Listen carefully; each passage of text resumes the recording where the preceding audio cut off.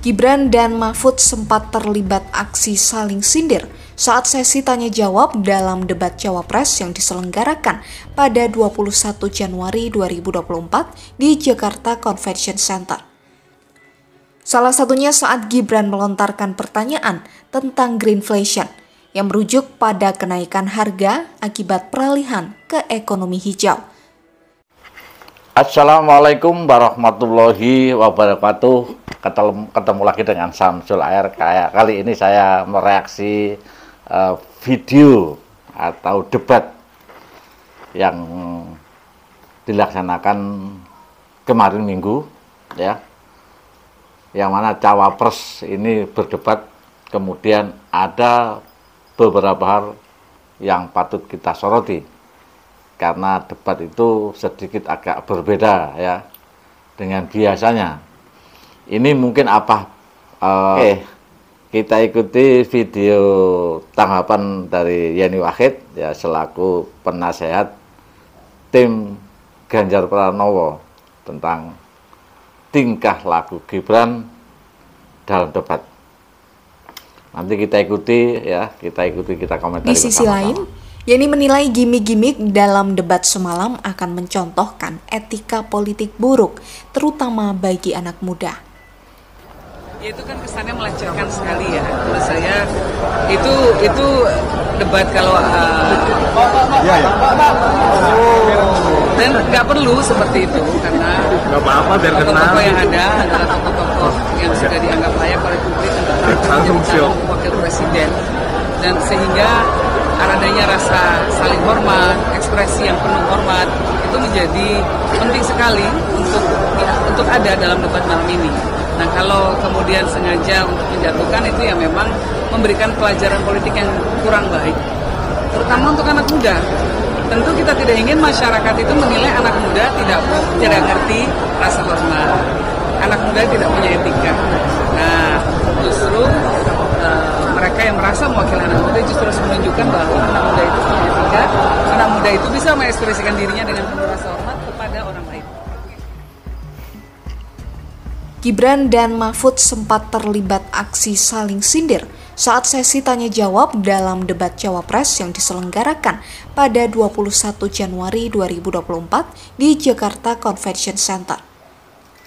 Salah satunya saat Gibran melontarkan pertanyaan tentang greenflation yang merujuk pada kenaikan harga akibat peralihan ke ekonomi hijau. Oke, saudaraku, kita mendengarkan reaksi daripada tim dari Ganjar Pranowo, yang mana Yeni Wahid ini adalah bagian dari tim penasehat di dalam Pilpres calon presiden Ganjar Pranowo dan Mahfud MD.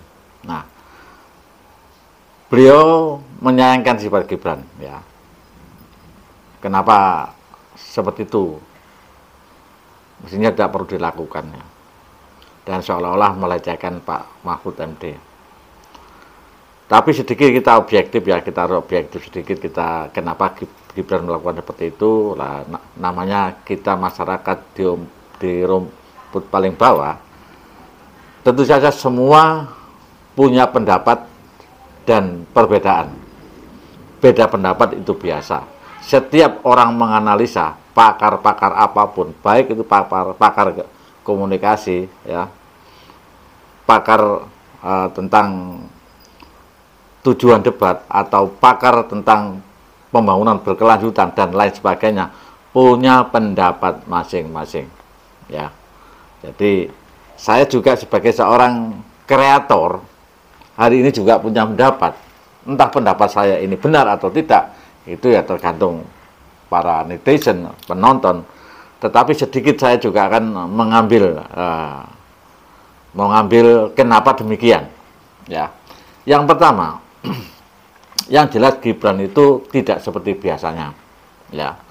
Dan ini seperti Gibran ini juga tidak bergerak sendiri tubuhnya, ya, tidak dilakukan sendiri.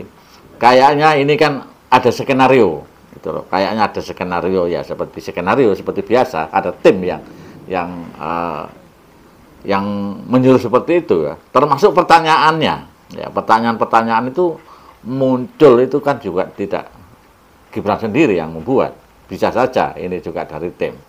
Nah, tetapi saya juga menyayangkan sebenarnya seperti ini, menyayangkan. Tapi kalau kita menengok ke belakang, kemarin yang mana Pak Prabowo juga dilecehkan oleh kedua paslon dengan ngasih nilai, Pak Anies ngasih nilai 100, ya nilai 11 dari angka 100, kemudian Pak Ganjar nilai 5. Kedua-duanya adalah saling berkomunikasi, saling menjatuhkan. Nah, kali ini juga Gibran apakah terinspirasi dari situ? Ya, sehingga kayaknya akan membalas begitu. Nah, yang pertama disampaikan untuk kepada paslon nomor 1, Cak Imin juga sudah mulai digoda ya. Digoda dengan pertanyaan-pertanyaan dan kalimat-kalimat yang menyentil. Nah, ya. Menyentil ya, dan ini sudah viral ya. Jadi sudah viral dengan kalimat-kalimat sehingga Cak Imin juga akan terpancing. Memang terpancing, tetapi Cak Imin bisa mengendalikan daripada Pak Mahfud MD yang tidak bisa mengendalikan ya. Nah, kemudian beralih ke Pak Mahfud MD ya, yang juga mulai terpancing dengan ucapan Gibran seperti itu, dengan mimik atau gestur tubuh Gibran yang gerak-gerakannya seperti ini kan tidak ada ucapan tapi dengan nada seperti melecehkan ya. Ternyata juga Pak Mahfud MD terpancing sebenarnya karena dengan mengatakan bahwa itu adalah pertanyaan recehan dan tidak perlu dijawab itu ya. Nah, sekarang kita evaluasi gestur tubuh daripada Gibran ya, yang mana Gibran tidak seperti biasanya. Tentu saja ini sepertinya ada skenario ya, tidak tahu timnya sampai seperti itu. Nah, padahal efeknya itu luar biasa. Kalau kemarin Pak Prabowo dibully ya, atau dilecehkan oleh dua paslon sehingga masyarakat merasa ikut tersinggung ya, terutama adalah yang menyukai atau yang memilih Pak Prabowo. Kali ini Gibran ya sendiri, memang sendiri kan, memang kan seperti biasa kan, Gibran juga punya firasat kalau akan ditawur sama kedua paslon ini ya, sehingga Gibran juga masang kuda-kuda. Nah, termasuk pancingan seperti itu. Nah, sehingga nantinya mungkin ini juga kayaknya membalas kesakitan Pak Prabowo yang kemarin. Tetapi kita sebagai masyarakat tentu saja hal itu dilakukan Gibran ya, menurut pendapat saya itu masih membalas kesakitannya Pak Prabowo yang kemarin, sehingga pola-pola seperti itu memang sengaja diciptakan ya, diciptakan agar terbalaskan gitu loh ya. Tapi apakah itu baik? Dampaknya kan kita harus sudah pikirkan. Tim-timnya kan tim-tim ahli ya. Jadi kesimpulannya Gibran seperti itu tidak mungkin bergerak sendiri, pasti diskenario oleh timnya ya, karena Gibran tak biasanya seperti itu ya. Mungkin dengan baju atau jaket yang dipakai itu adalah Naruto, maka Naruto ini kan pendiam, underdog, tetapi sewaktu-waktu bisa ganas ya, sewaktu-waktu bisa bertindak ganas seperti itu. Nah, itulah yang dapat saya sampaikan, tapi saya tetap menyayangkan sifat Gibran dan mudah-mudahan ini tidak punya dampak ya tentang elektabilitasnya. Oke, terima kasih. Assalamualaikum warahmatullahi wabarakatuh. Mudah-mudahan tetap pemilu ini adalah damai. Indonesia adalah damai.